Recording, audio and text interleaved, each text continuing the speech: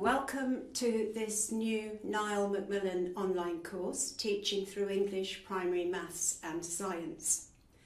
The course is aimed at primary teachers, obviously, of maths and science, who are already teaching through the medium of English, or they're planning to do so. We call this English medium instruction, or you'll probably hear this several times throughout the course, already know it perhaps, CLIL, which is Content and Language Integrated Learning. So I'll go now briefly through the course content so you know what's ahead of you. There are 8 modules on the course. The first one is an introduction, which basically introduces you to the platform, helps you to get orientated so you know where what goes on. The next unit, which is Unit 2, it discusses the principles of EMI and the challenges.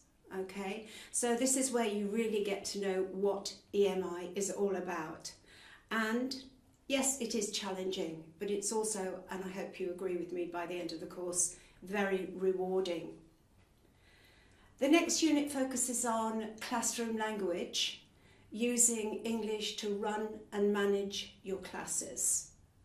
Some teachers find this easy and other teachers find this the hardest part of English medium instruction, where they are actually having to use general English to run and manage the class rather than the English of the textbook or whatever.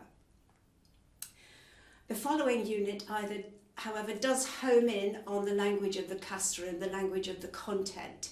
It looks at the subject-specific vocabulary in maths and science, and also any structures which are inherent in the topic which the teacher is teaching. And we focus there on how to clarify the meaning of these words, how to practice pronunciation, and how to store that key vocabulary. The course moves on to focus on skills work, and I'm talking about language skills here. The 5th unit focuses on what we call receptive skills, listening and reading, and we try to give you some strategies for supporting the children when they are listening and reading in a second language. And similarly, in the next unit, we focus on the other 2 skills, speaking and writing.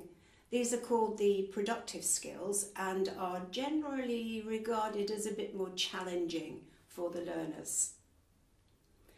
Unit 7 focuses on assessment. Obviously, if you're teaching through the medium of English, it is going to impact on formal assessment. Do you test in English or the mother tongue?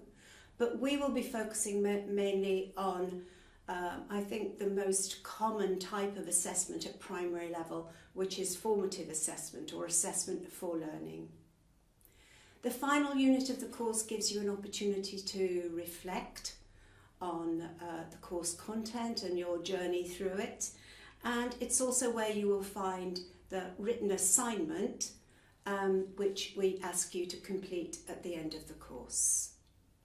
So, welcome to the course. I think it will be challenging, but also, as I said before, I hope it will be very rewarding.